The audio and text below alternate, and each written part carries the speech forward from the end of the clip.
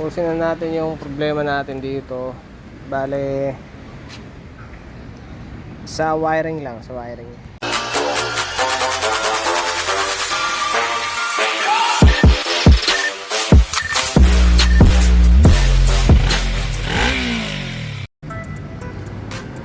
So ayun na nga no, dahil kinapos nga ng budget si sir, o kakapusin ng budget si sir, may-ari nito, hindi ko na pwedeng ituloy yung ano eh, hindi na pwedeng may libre yun eh. Yung natitira kasing gagawin, kailangan i-harness eh. Kasi nga, tingnan naman dito, tsaka marami nang nawala dito. So wala na mga pyesa, pero meron pa rin mga wire na kumukonsumo, maraming dinadaanan. So sayang lang yung wire ano? Kasi converted na to eh, convert na yung CDI ito. Conversion pa rin to, hindi na original to. Originally ito yung socket niya. Tapos wala siyang pump, walang pump, wala ring hose para sa gas. Coolant, di na natin lalagyan ng coolant, lalagyan ko na lang ng tubig para malagyan lang ng makumpleto lang yung cooling system. Tapos siguro linisan natin ng konti. Dumi na eh. Yung likod nga binombahan ko lang, ang hirap tulak eh, ang bigat eh. Tapos ano pa ba gagawin dito? Charging, i-check ko kung gumagana. Ito mahirap sa part namin no, na siyempre gusto namin maging maayos yung ginagawa. So, napipigilan kami ng budget ng may-ari. Pasensya na rin. Tapos ano ba, hihingi ba ako ng pasensya sa huling gumawa nito? Kung sino man huling gumawa nito, kasi ano ba, yung term na courtesy no, yung para sa next na gagawa, iniisip din namin no, kaya ganun yung klase ng trabaho na ginagawa namin. Iniisip namin yung susunod eh, para hindi siya mahirapan na mag-troubleshoot o mag-repair. Baga iniisip namin yung kasunod na magiging mekaniko eh. Hindi yung dito lang palagi. Kasi ang hirap naman kung nasa malayong lugar ka, tapos kakailanganin mo pa bumiyahe na malayo papunta dito. Siyempre iniisip rin namin yung kung nasa malayo ka at kung ano yung available na shop meron dun sa'yo, mapapadali. Kaya nga ang diskarte ko sa mga ganyan, convert eh. Kaya ako nagko-convert talaga.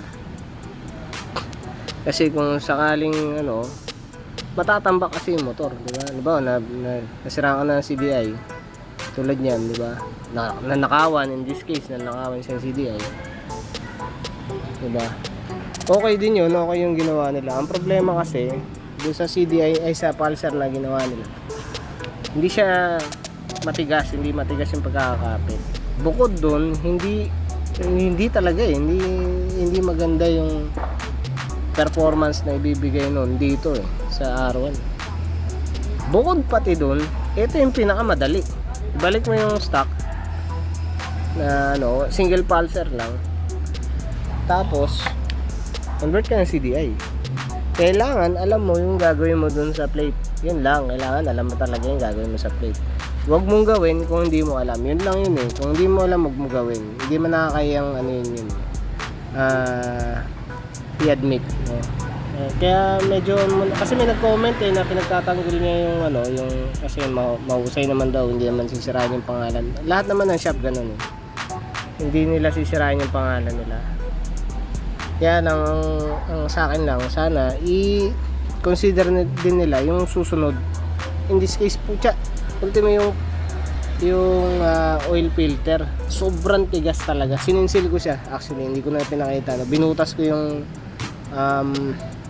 oil filter. Tapos binira ko ng sinsil. So, ganun siya katigas. Sobrang tigas talaga.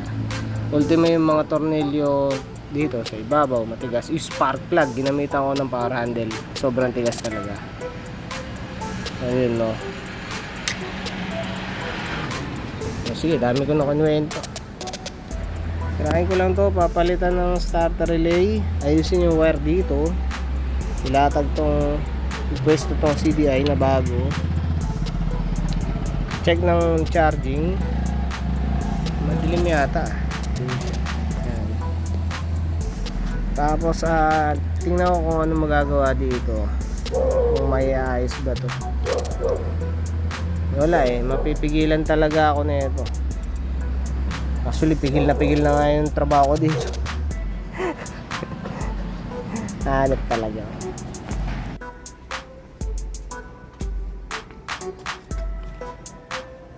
Medyo okay na, no? Bale, ito yung bago natin CDI. Replacement din, hindi siya original, no? Hindi yan yung original na CDI niya. Palit ang starter relay. Ayos lang ng konti yung wire dito. Pinatulang ko yung mga eto pala, pinutulang ko to, tapos pinalitan ko ng terminal. Ito tsaka ito original niya pa yan pa yung dati niya. Ito naka-crimp na rin, nagpalit ako na ito. Tapos bye tayo dito sa loob. Nice na rin yung sa rectifier, kaso overcharging. Ito, naglagay ako ng isang linya, yung kulay black na yan. Kinuha ko sa accessory line. Buhay na ulit yung accessory line. Tinakbo ko papunta sa rectifier para may trigger. Yung dati kasi naka-short lang yun. May kasama yung red tsaka black na wire ng rectifier. Sorry, nakaano na kasi. Setup na palit ako ng petcock. May hose na bago, fuel hose yan, MTRT, medyo mahal pero good quality yan. Tapos yung mga wire dito pinagbabalot ko lang. Halandyo, overcharging ang putik, tubig lang nakalagay dito sa system. Pakita na, overcharge 13.2.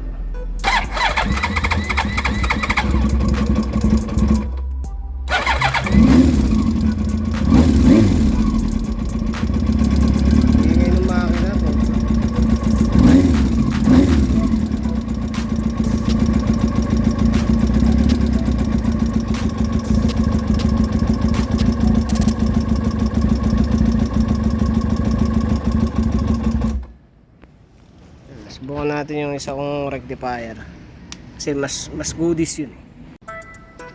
So ito pala yung rectifier na pinalit ko, no? So, yung rectifier nga. Yung sinasabi ko kanina na mayroong green, black tsaka red. Yung black tsaka red originally magkasama yan. Tinap nila sa linya ng positive. Tapos yung linya ng positive na yun patay kasi sira yung starter relay, walang contact dun, kaya nga walang supply din yung isang linya para sa accessory line. Pinaglalagyan ko pa ng socket ang putya, sira din pala. Andun na yung rectifier. Asan na ba? Yun. Yung R1 ko ganyan din nakakabit. Kaya pakita ko pala yung mga gamit niya dito.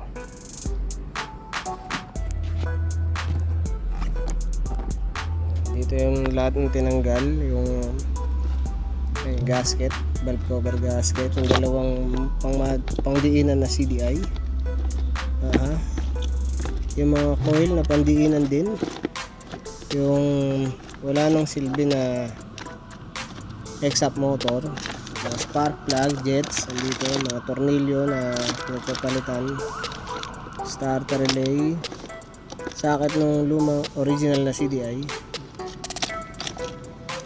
Yan, andyan na, andito lahat. Sibahan natin.